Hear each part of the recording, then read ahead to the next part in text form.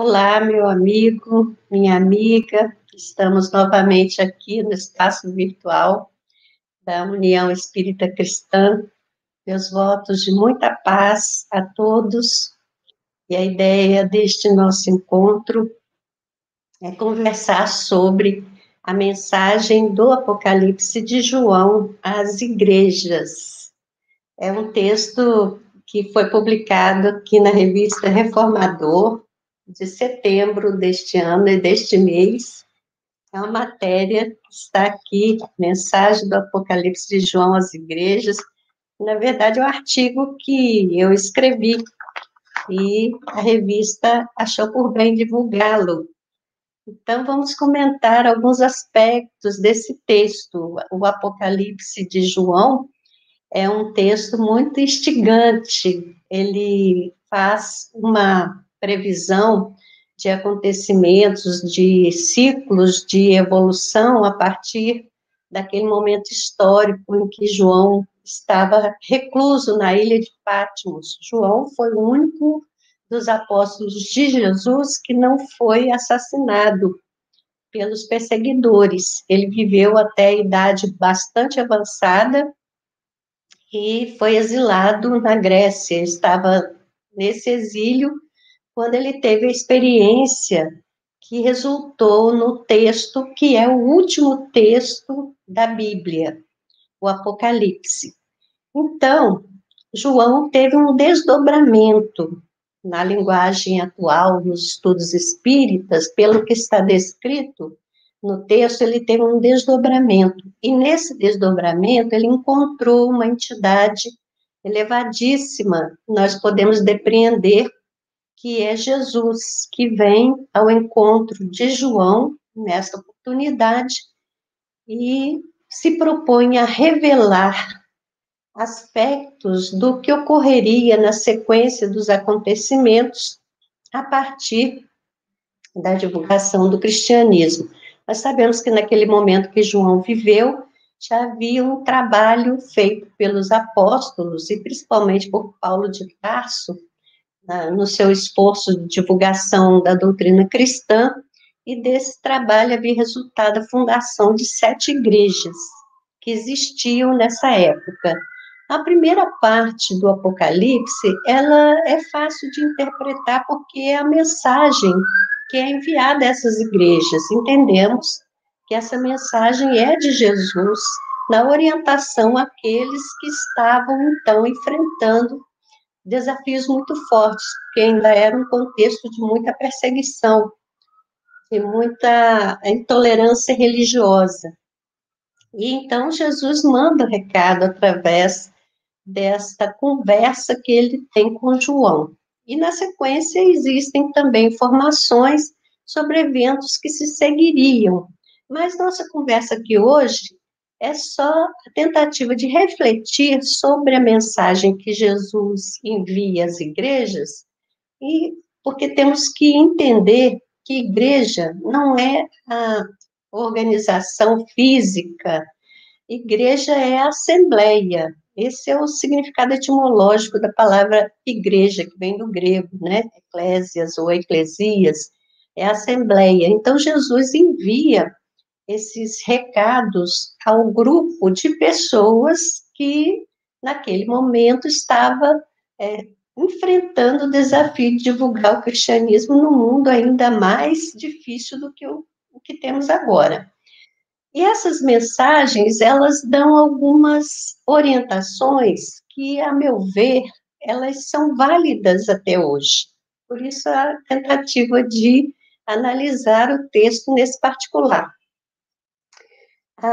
Toda a redação, né, a composição do texto envolve simbolismos e dificuldades muito grandes para a leitura. Contudo, nós temos hoje em dia a facilidade de contar com a internet. E na internet, quem quiser fazer pesquisas vai encontrar muito material sobre o Apocalipse.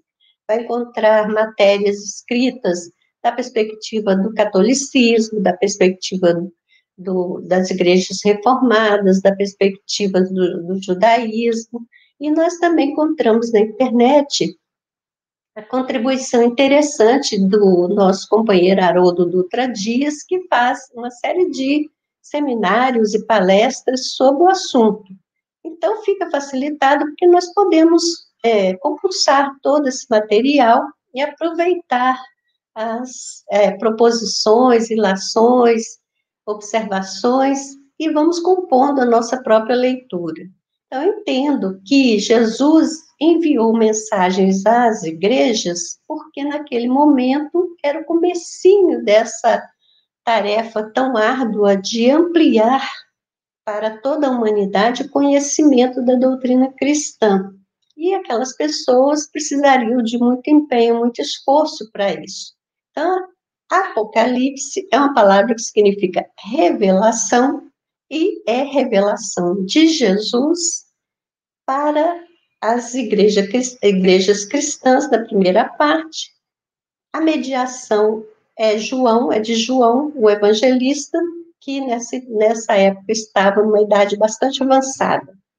E esse episódio, quando ele começa a narrar, ele fala de voz de trombeta, ele fala dessa entidade que tem na boca uma espada de 2 gumes, são símbolos.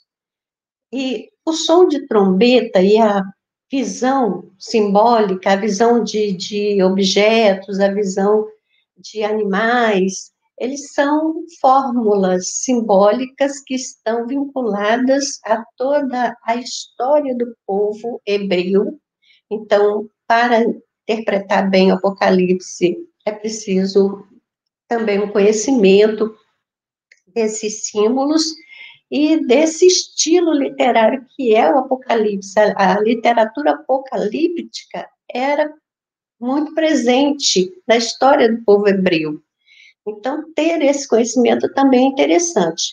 Mas o primeiro ponto do texto, que é a mensagem às igrejas, e o último ponto do texto, que é o desfecho de toda essa trajetória, são mais fáceis de perceber, porque no último trecho ele vai falar da Nova Jerusalém que desce do céu, e nós entendemos então que ele está falando do momento em que se implanta definitivamente na Terra essa renovação com base na doutrina cristã que propõe uma nova sociedade fundada na fraternidade, na igualdade, na liberdade, que é o nosso grande sonho, né?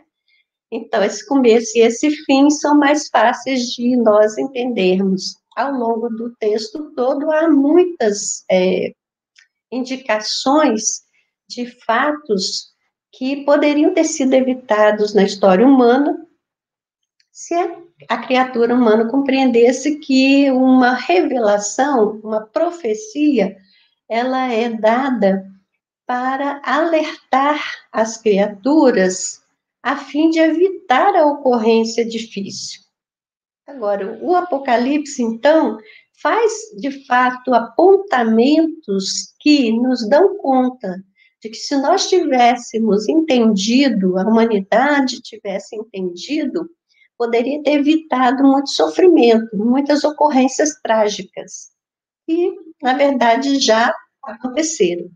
Mas esta primeira parte, então, voltando a ela, que é o nosso objetivo, a mensagem às igrejas, ela pode nos auxiliar, porque hoje estamos envolvidos com uma movimentação religiosa dentro das instituições espíritas. E entender o que Jesus disse para as organizações naquele momento também pode nos ajudar, neste momento, a corrigir alguns aspectos que possam estar comprometendo a nossa contribuição, porque continua o desafio, a difusão da mensagem cristã ao mundo, e atualmente temos a doutrina espírita, que nos traz a chave de interpretação desses textos mais difíceis e de toda a mensagem de Jesus. Allan Kardec chega a dizer, na introdução o Evangelho segundo o Espiritismo, que muitos textos bíblicos parecem até ininteligíveis porque falta a chave para interpretá-los. E essa chave está inteira no Espiritismo. Então, nós usamos esta chave que o Espiritismo nos apresenta para entender a mensagem às igrejas e extrair daí o que pode nos ajudar hoje no entendimento das nossas atividades dentro do movimento espírita, para cumprir a tarefa de deixar para a comunidade, para a sociedade de modo geral, todas as orientações do Consolador prometido por Jesus. Então, vamos lá. Naquele momento, João manda recado às 7 igrejas. Eram 7 igrejas que estavam distribuídas por ali, nas proximidades da Palestina.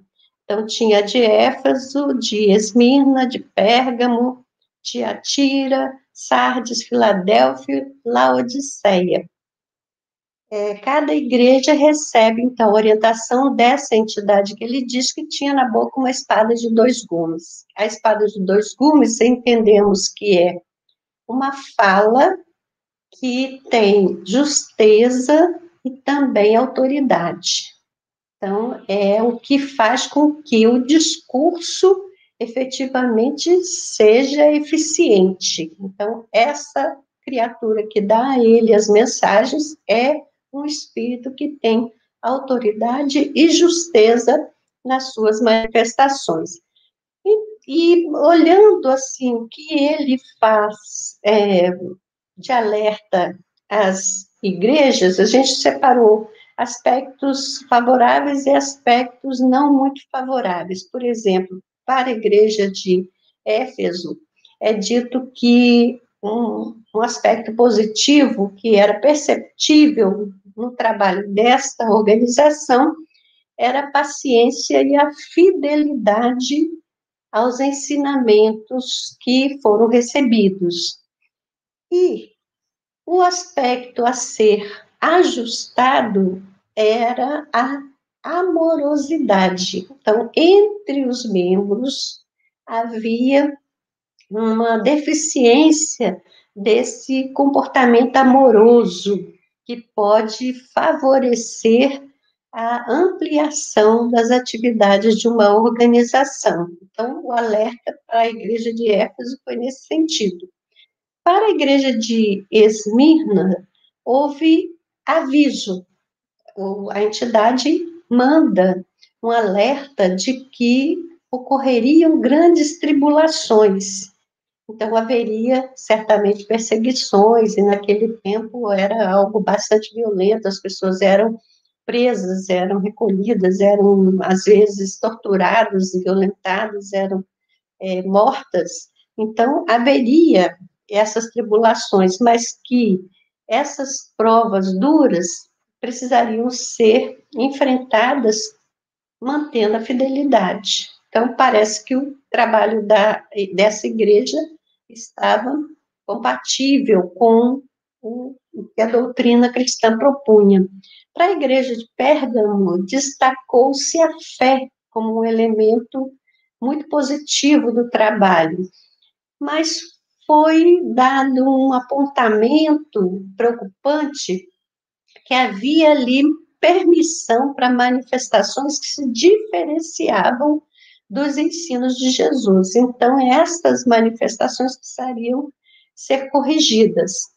Para a igreja de Tiatira, havia o destaque de amor, serviço e fé na experiência daquela agremiação, mas havia também tolerância com doutrinas estranhas. É que é muito comum, quando uma nova doutrina surge, as criaturas estão condicionadas a outras manifestações culturais, elas vão acomodando a nova com as antigas. Então, essa tolerância com informações, ensinamentos que não se coadunam com aquela nova orientação estava acontecendo nesta igreja de Tiatira. Para a igreja de Sardes, né, a mensagem foi do trabalho no bem como muito positivo daquele grupo, mas também um apontamento de desajustes das orientações. Da mesma forma, alguma mesclagem com orientações outras que não a da doutrina cristã. A Igreja de Filadélfia, ela foi totalmente aprovada, 100%, ótimo trabalho, né? Não teve nenhum apontamento antagônico. E a Igreja de Laodiceia, ela foi reprovada. Então, não há um apontamento de algo positivo ali. Havia totalmente necessidade de reformulação. A mensagem foi de que o trabalho dessa agremiação estava morno. O trabalho deveria ser ou frio ou quente, nunca morno, porque o morno é intragável. Então, nós fizemos essa leitura buscando esse entendimento. Vejam que uma igreja foi totalmente aprovada, uma outra teve apontamento de adversidades fortes e uma prevenção quanto à fortaleza das pessoas para manter a fidelidade, porque é muito comum, diante desse embate, as pessoas recuarem, né? E uma delas mais ou menos estava dentro do trabalho no bem. 3, precisava ajustar quanto à situação de ensinos estranhos permeando a atividade desenvolvida pela instituição. E uma apenas totalmente reprovada. Então, nós precisamos olhar agora se, no caso das nossas instituições, como estamos nós no desenvolvimento do trabalho que nos cabe. Porque a igreja de Laodiceia, que foi a que recebeu essa mensagem de reprovação, o texto é bastante impactante. É dito assim, que o morno é intragável, e, como é intragável, seria vomitado. É muito forte a imagem, mas dá para a gente entender. Quando nós pensamos da perspectiva espírita, que uma organização que se funda à luz da doutrina cristã, e hoje em dia vamos entender à luz do espiritismo, existe toda uma supervisão espiritual de equipes que vão investir na continuidade desse trabalho, vão amparar os seus trabalhadores e vão atuar fortemente naquele contexto, porque a organização, ela está sediada no ambiente físico, numa edificação, mas a organização, na verdade, é o conjunto dos trabalhadores, é aquela, aquele empenho, aquele movimento interior de contribuir, essa paixão, né, que nos move. A gente fala paixão no sentido do ardor em relação à obtenção dos objetivos da instituição. Todo mundo que trabalha numa organização religiosa espírita, por exemplo, está fazendo isso pelo idealismo, porque é um voluntário, não há uma remuneração prevista do ponto de vista do interesse imediatista para quem doa os seus talentos, o seu tempo à organização espírita. Somos todos nós voluntários.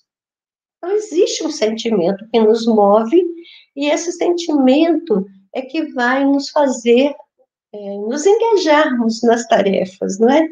E trabalharmos ativamente pelo ideal de manter a instituição funcionando, de acolher as pessoas que chegam. Então, precisamos compreender o que é esse frio e esse quente, porque esse contexto de criaturas humanas que estão atuando sob a orientação de seres espirituais, é importante considerar que se essa orquestra, como diz Allan Kardec, comparando a equipe humana como orquestra, Se essa orquestra é de músicos que não cuidam da afinação do seu instrumento, que não cuidam de atender a pauta que está sendo proposta, que está sendo tocada, essa orquestra ela é desafinada, ela desafina. E os grandes maestros, como diz Allan Kardec, eles não vão atuar junto aos músicos desafinados por um movimento desses músicos de não cuidar dessa afinação. Então, é preciso que nós estejamos afinados. Então, entendemos essa advertência do vomitado, quer dizer, quando o trabalho da equipe encarnada não se coaduna às orientações espirituais, apesar dos esforços desses benfeitores em investir, em atuar,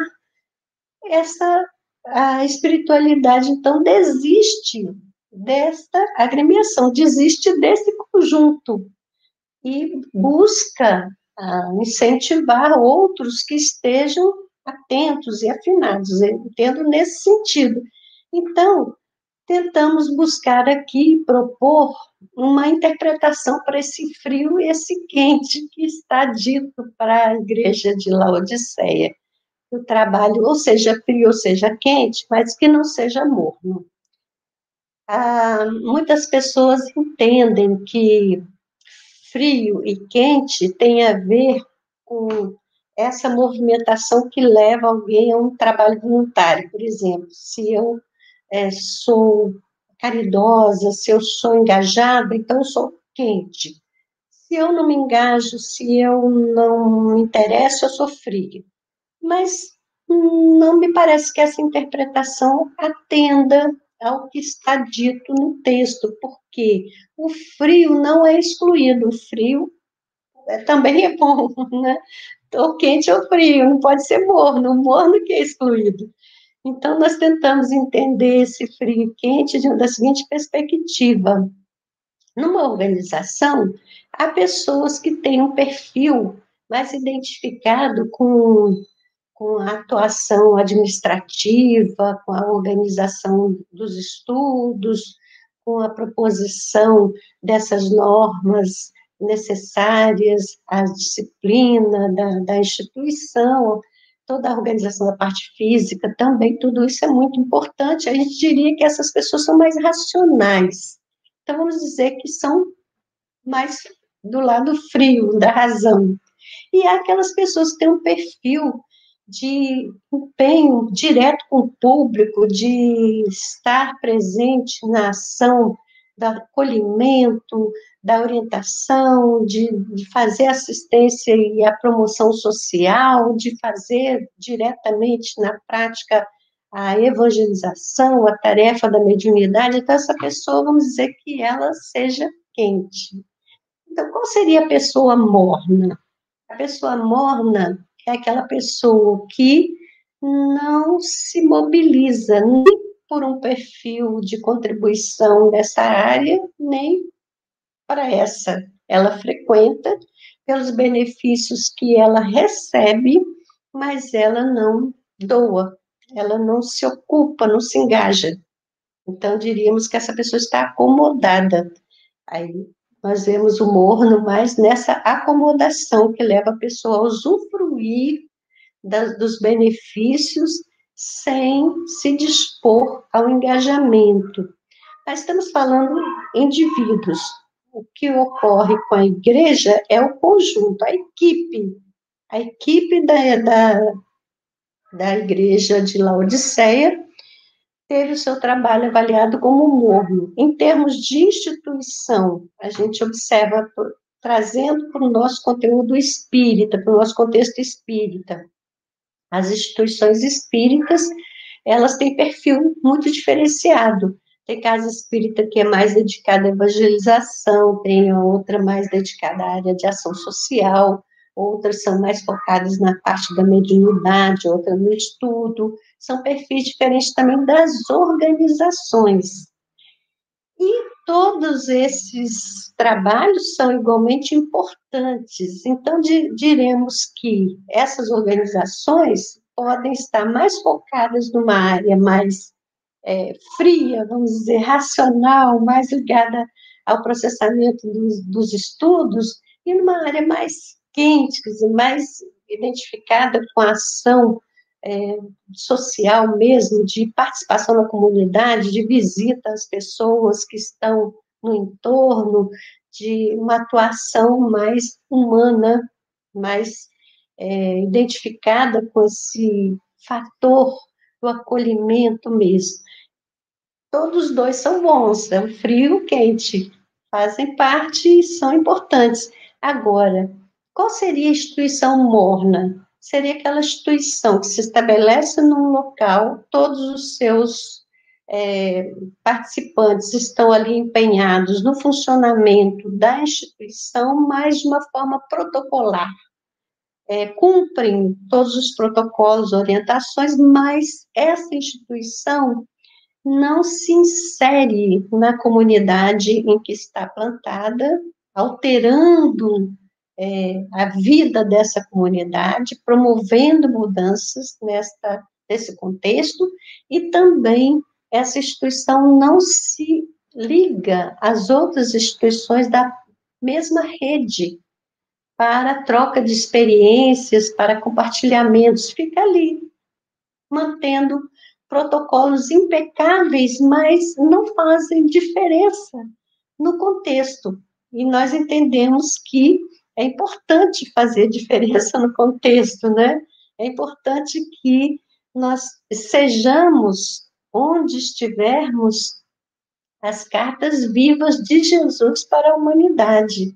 Isso significa atuar fortemente no contexto em que estamos inseridos, imprimindo mudanças no sentido dessa implantação desse novo sistema social mais fraterno, mais igualitário, com possibilidade de viver a liberdade que é possível no mundo de provas e expiações, de uma forma adequada, responsável. A liberdade absoluta não é possível, porque nós estamos presos a contingências limitadoras, mas existe uma liberdade possível na comunidade dos seres que habitam mundos de provas e expiações, e construir isso depende de que plantemos na estrutura a fraternidade, porque é a fraternidade que vai gerar a possibilidade da igualdade, o entendimento de que todos somos irmãos, e da vivência da liberdade, sem que um desrespeite o espaço do outro.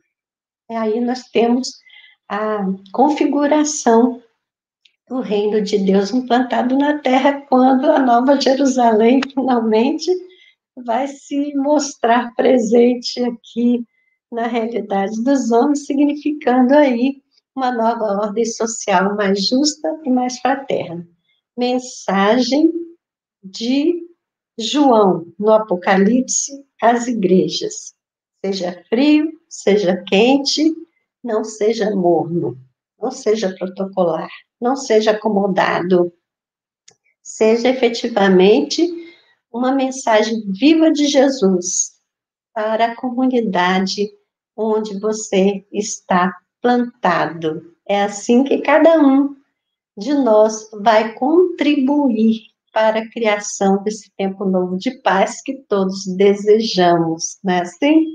Então, e cenas dos próximos capítulos, quem sabe, em outras oportunidades, analisar outros aspectos desse texto tão instigante. Que Jesus nos abençoe a todos e nos fortaleça, e ouça aquele que tem ouvidos de ouvir essa mensagem tão desafiadora. Que Jesus nos abençoe. Muita paz, meus amigos.